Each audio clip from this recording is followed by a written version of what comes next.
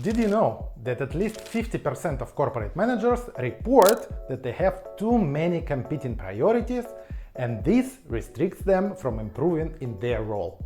Blend this fact with endless back-to-back meetings, urgent presentations, slides for numerous bosses, decision-making that takes ages, same routine every day, and you get quite an uninspiring picture of corporate life. We tend to spend 8 to 10 hours at work every day. Some of us love our jobs, me included, but most don't enjoy it. Work eats up a big chunk of our lives. How come, for so many of us, it feels miserable? In this video, I'm not going to tell you to follow your dreams or turn your life around and start something completely new. You are perfectly fine to make such decisions yourself. I will share 9 small but yet powerful techniques that will make you feel at work less stressed, or at least it will make your work suck less. If you're new here, I'm Artyom, a seasoned corporate warrior, currently a digital nomad and just a regular guy who tries to simplify his life.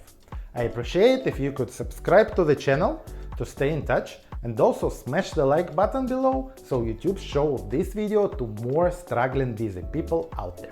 Let's review simple rules that will help you in your office life, but hopefully will win you some time to live your life outside an office as well. Today we will look at main topics: your calendar, meetings, whether online or in person, and gadgets.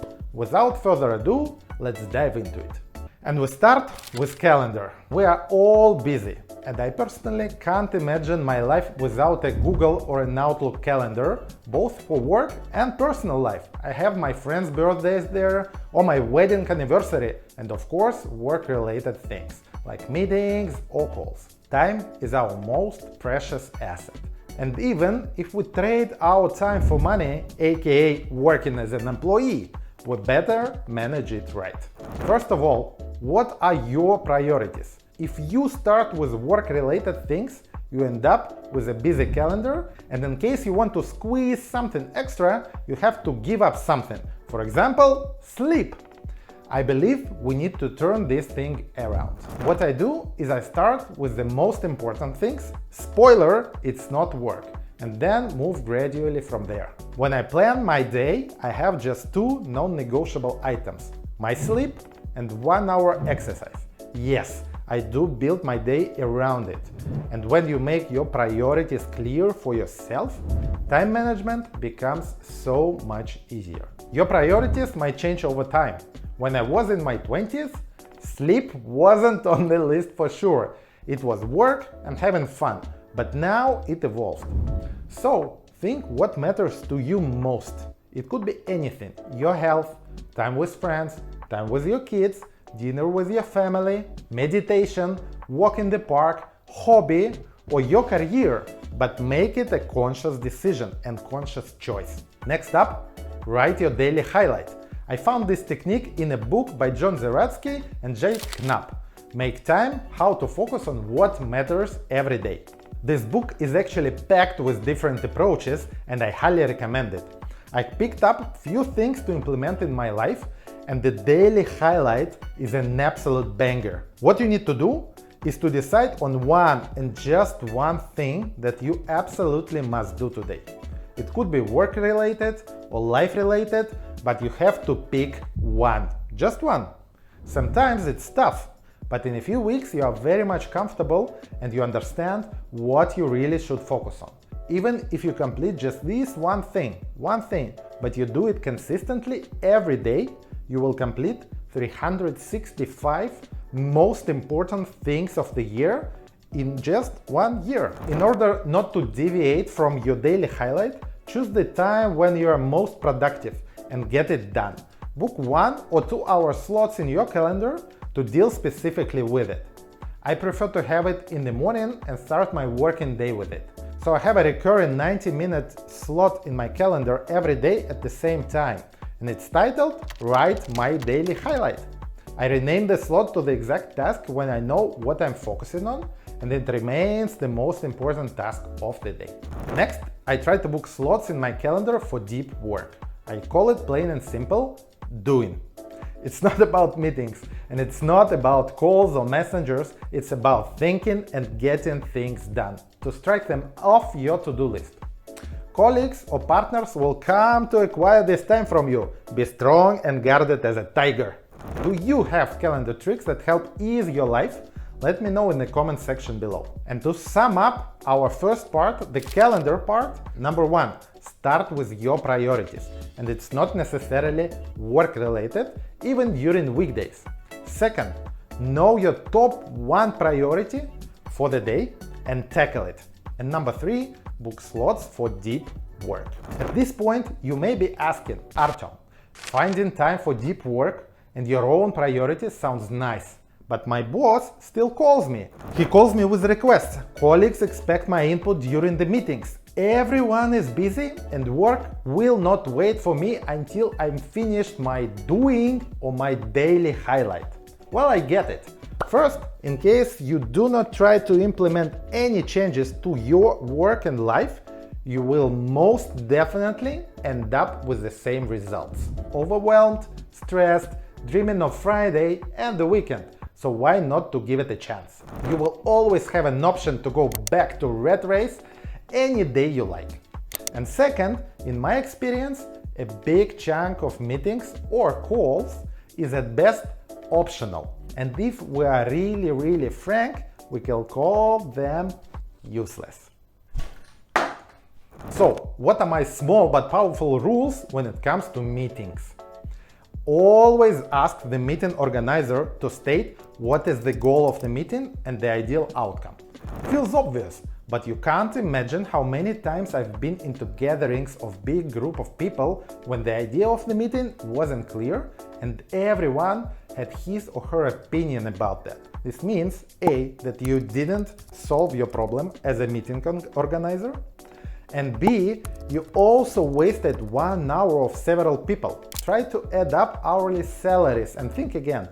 Would you have paid this amount from your pocket for the meeting outcome that you've got?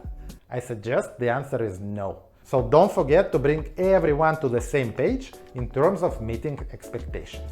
Speaking of time, we approach the next rule. Shorten the meetings. If you're not CEO or another executive who could make it work from top down, try it with your meetings and your calls when you are an organizer. By default, meetings are either 30 or 60 minutes long, but who said it should be this way? Majority of things are discussed faster than that. I set my calendar up by default to a 15 minutes events. Start gradually, move from 30 and 60 to 25 and 55 minutes events. Even if you utilize all the time, you will still have 5 minutes to think of the next task or for a bio break. If you find this approach with 25-55 minutes helpful, you can then move to 20-50 or 15-45. In my experience, it's enough for 80% of the meetings, so you have just saved a lot of time. Next rule, for your own meetings, don't invite more than 5, 6, 7 people. Jeff Bezos in Amazon has a similar rule and he calls it 2 pizzas rule. I may mix up the name of the rule, but the idea is that you bring to a meeting a number of people you can easily feed with 2 pizzas and not more. Well, sometimes it's hard to control, but we need to focus on what's in our control, right? So don't invite people who are not really required or just nice to have. Bring together decision makers and be clear what you want from them. Okay, now when we took control over our meetings, what shall we do with the ones where we are invitees and not the organizers? I have a recipe for it as well. If you don't feel you are required during the meeting, decline an invitation and send a note explaining that you don't think you are needed there. And if you are wrong, ask the person to write what is required from you. In case you were on the list of nice to have persons, you will not get a reply. If you are a decision maker for this meeting, the person who invites you will make it clear and you will understand the meeting priorities and outcomes. Also, you will come prepared. When you still end up on such a meeting where you feel useless and you continue to work staring at your laptop, just leave.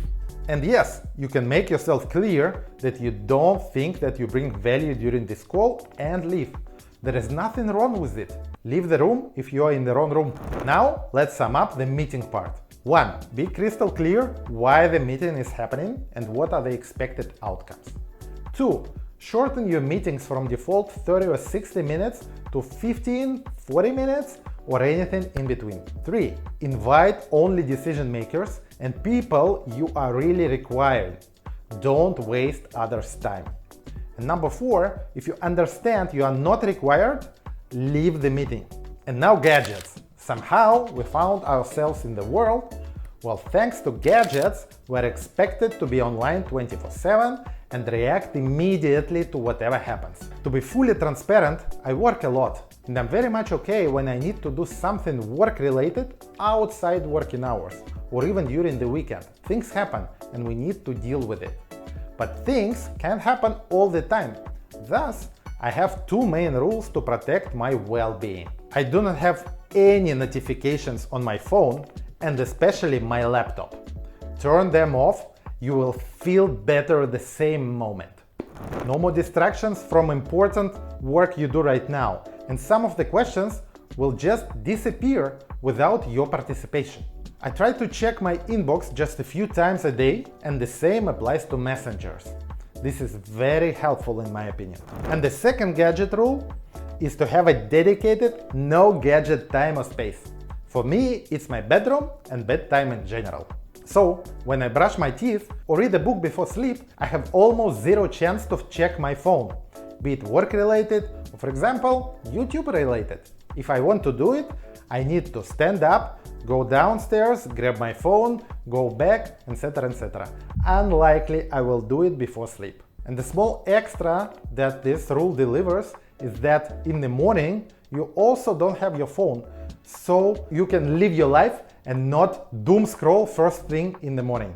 You can amend this rule to your place, leave the phone in the kitchen, or turn it off if you have a small apartment and can easily grab a phone whenever you sit it. So for the gadgets, be sure to turn off all notifications and create a gadget-free space at home. Guys, did I miss anything? Be sure to share your favorite rules in the comment section below. YouTube thinks that your video journey will be awesome while watching these videos. Take care, and I see you in the next video.